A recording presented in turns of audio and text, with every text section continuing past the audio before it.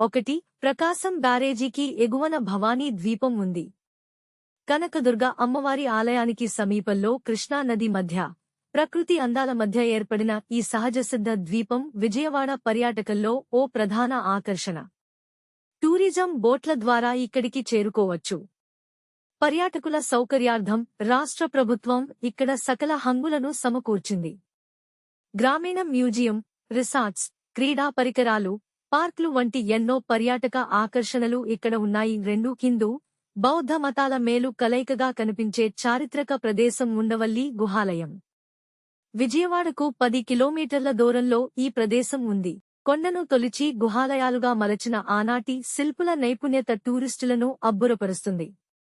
4 అంతస్తులలో నిర్మించిన ఈ ఆలయం లోపలి భాగంలో శయనిస్తున్న అనంత పద్మనాభస్వామి అతిపెద్ద రాతి విగ్రహం ప్రధాన ఆకర్షణగా కనిపిస్తుంది.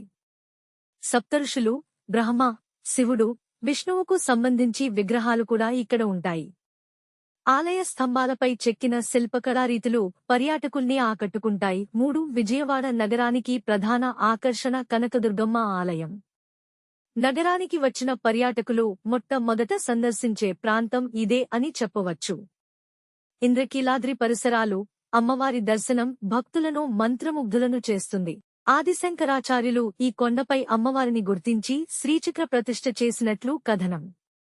స్వయంభూగా వెలిసిన కనకదుర్గమ్మ అమ్మవారిని దర్శించుకునేందుకు అనేక ప్రాంతాల నుంచి ప్రతి ఏటా లక్షలాది సంఖ్యలో భక్త కోటి ఇక్కడికి తరలివస్తుంటారు. 41852 నుంచి 1855 మధ్య అప్పటి బ్రిటిష్ అధికారి sir Arthur cotton Vijayawada Krishna నదిపై ఈ బ్రిడ్జిని నిర్మించారు.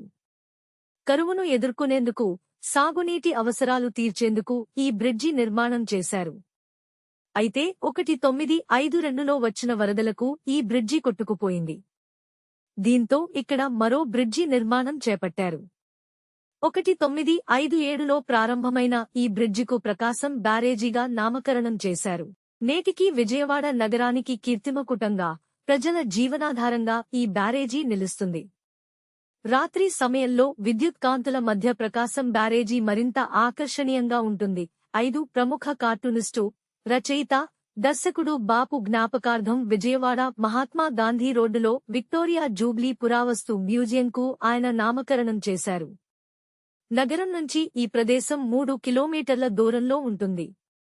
క్రీస్తు శకం 2-3 శతాబ్దాల నాటి బౌద్ధ, హిందూ కళాఖండాలు, నాణేలు, శాసనాలు వంటి తదితర వస్తువులను ఇక్కడ ప్రదర్శనకు ఉంచారు.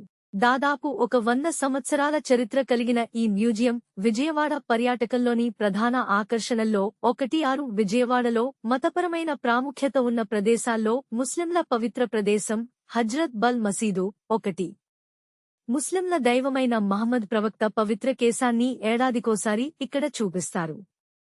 ఆ ఒక్కరోజే వేలాది సంఖ్యలో ముస్లింలు ఇక్కడి రాష్ట్ర నలుమూలల నుంచి తరలివస్తారు.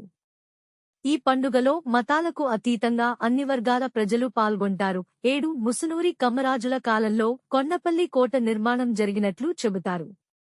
విజయవాడ నగరానికి 18 కిలోమీటర్ల దూరంలో ఈ ప్రదేశం ఉంది.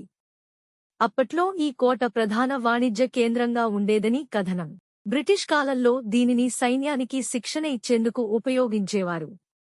కేవలం కొండపల్లి కోట మాత్రమే కాదు, కొండపల్లి హస్తకళాకారులు చేసిన బొమ్మలు కూడా పర్యాటకులు విశేషంగా ఆకట్టుకుంటాయి.